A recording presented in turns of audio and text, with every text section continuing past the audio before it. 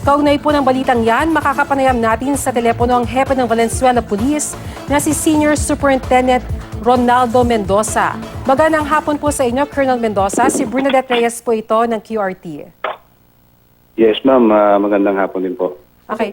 Colonel, simulan ko po doon sa update sa investigasyon. Ano na po ba ang pinaka-latest po sa inyong pag-iimbestiga dito sa pamamaril sa tauhan ng isang bangko?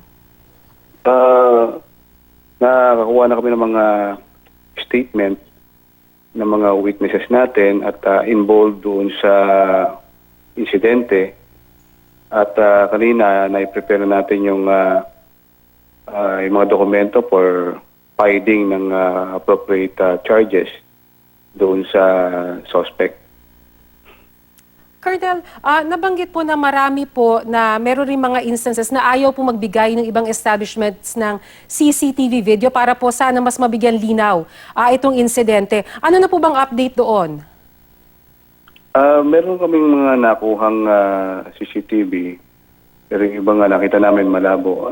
Pero dito, may nakuha kami dito sa may alert center natin, dito sa City Hall. Minamanage ng city government ito. Doon sa MacArthur Highway, kung saan ay nakita doon na pinaputukan ng ating pulis yung gulong ng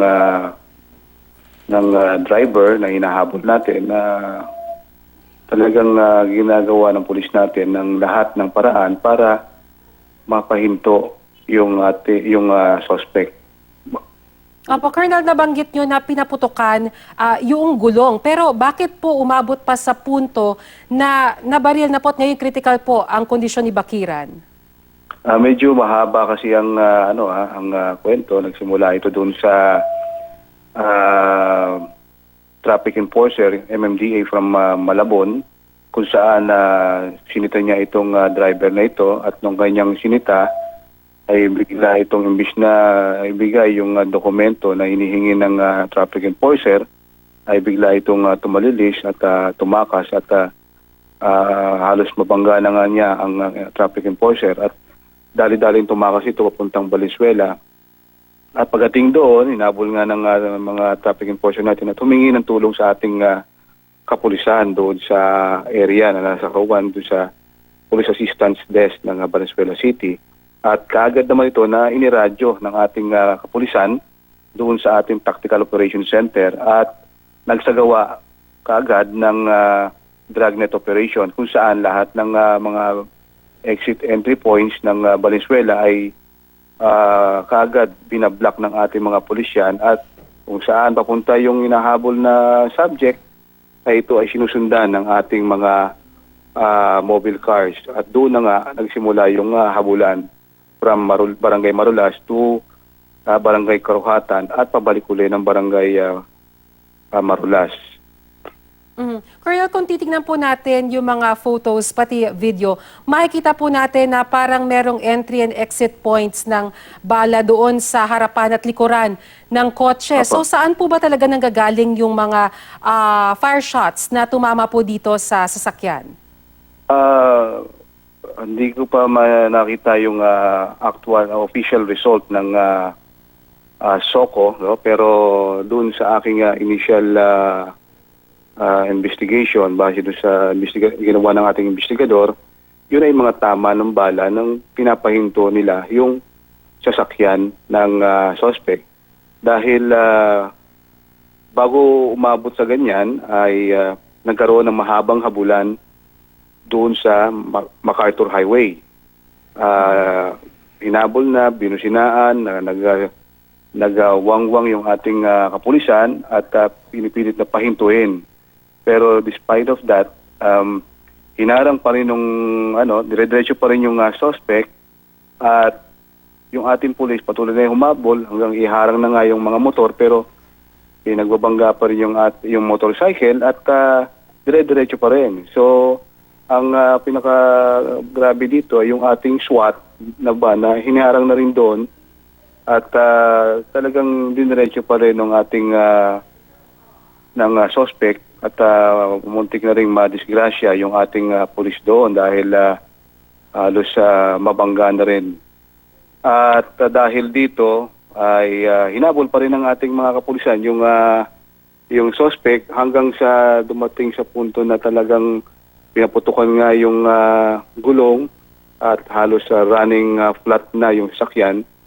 Siguro na-sense na ng ating mga kapulisan na imminent yung danger dahil mismong pulis ay nilalabanan at sa magitan ng pagsagasa at yung area na kung saan nahinto siya ay malapit na sa isang populated area na marami na talagang tao doon at hindi na po pwedeng dumiretso ka magpatawan ng ganun kabilis. So, ang theory namin dito, decide na rin yung ating mga kapulisan na i-disable yung tao.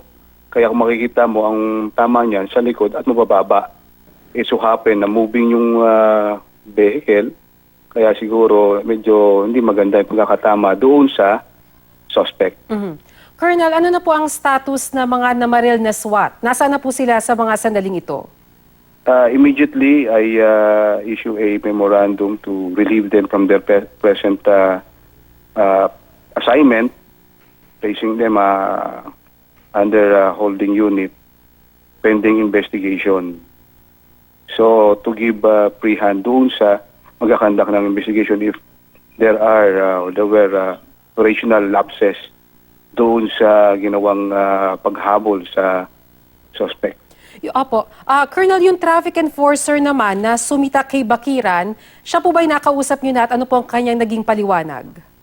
Yes, nakausap na natin, nakuha ng statement at sinabi nga niya nung sinisita niya yung tao na yon, hiningan niya ng lisensya at sinabi sa kanya, wala akong lisensya.